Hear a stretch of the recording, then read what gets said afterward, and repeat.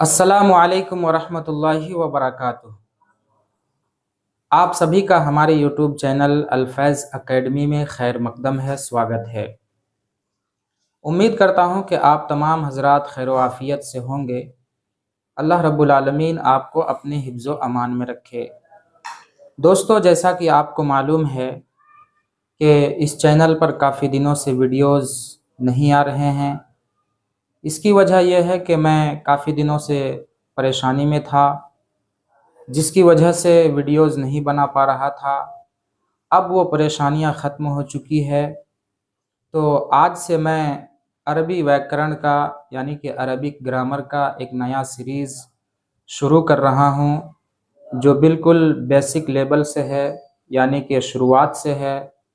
तो अगर आप भी हिंदी के माध्यम से अरबिक ग्रामर यानी कि अरबी व्याकरण सीखना चाहते हैं, अरबी भाषा को समझना, पढ़ना और लिखना चाहते हैं, तो हमारे इस चैनल के साथ जुड़े रहें। हमारी वीडियोस को बगैर स्किप किए हुए लगातार देखते रहें और आसानी के साथ अरबी भाषा सीखते रहें। तो चलिए बिना किसी देरी के आज का सबक शुरू करते हैं, आज का लेसन शुरू करते हैं। तो अरबी व्याकरण, जिसको उर्दू में कहा जाता है अरबी कवायद, और इसे इंग्लिश में कहते हैं अरबिक ग्रामर। तो हम सबसे पहले जानना चाहेंगे कि व्याकरण की परिभाषा क्या होती है, व्याकरण की तारीफ क्या होती है, यानी कि कवायद को क्या कहा जाता है, कवायद क्या होता है। तो आइए सबसे पहले जानते हैं कि व्याकरण की परिभाषा क्या है। तो जैसा कि आप देख पा रहे हैं कि किसी भी भाषा को पढ़ने, लिखने और समझने के लिए व्याकरण की आवश्यकता होती है। बिना व्याकरण के किसी भी भाषा को पढ़ना संभव नहीं है। तो व्याकरण हर उस नियम को कहा जाता है जिसके द्वारा भाषा को पढ़ा और समझा जाता है। इसको आसान भाषा में आप यूं समझिए कि दुनिया का कोई भी भाषा हो, कोई भी लैंग्वेज हो, आप तभी पढ़ सकते हैं, तभी समझ सकते हैं जब आप उसके कवायद को, उसके नियम को, उसके पढ़ने के व्याकरण को आप जानते हों। बगैर कवायद के, बगैर ग्रामर के आप दुनिया के किसी भी लैंग्वेज को, आप दुनिया के किसी भी भाषा को ना समझ सकते हैं, ना पढ़ सकते हैं और ना ही लिख सकते हैं। तो ये था व्याकरण की परिभाषा जो कि आपने जाना। अब आइए हम देखते हैं कि अरबी व्याकरण को कितने भागों में बांटा गया है। तो अरबी व्याकरण के मुख्य दो भाग हैं। पहला भाग को नहव कहा जाता है और दूसरा भाग को सर्फ कहा जाता है।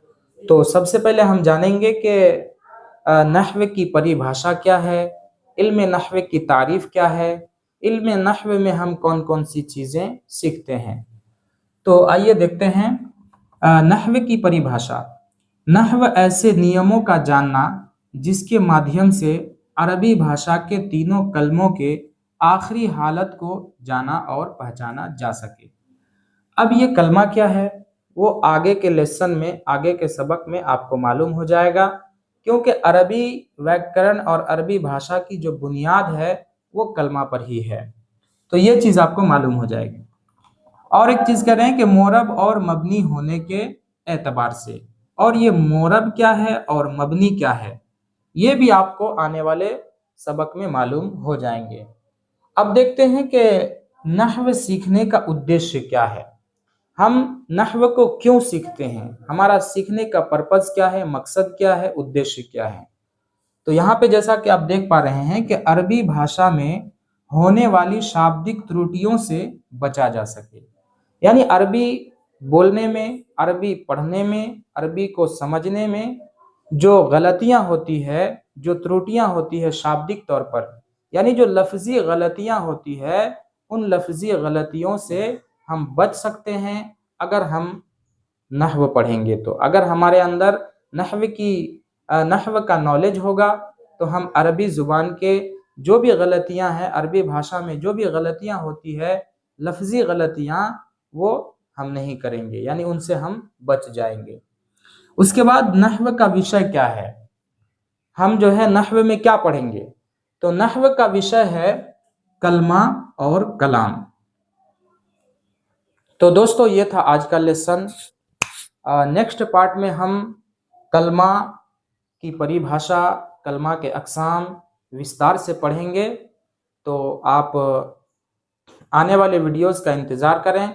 अगर चैनल पर पहली बार आए हैं तो सब्सक्राइब कर लें, बेल के ऑल नोटिफिकेशन को भी ऑन कर लें, और अगर ये लेसन आपको पसंद आया तो आप लाइक करें और अपने दोस्तों में ज़रूर शेयर करें। तो फिर मिलते हैं नेक्स्ट वीडियो में, तब तक के लिए खुदा।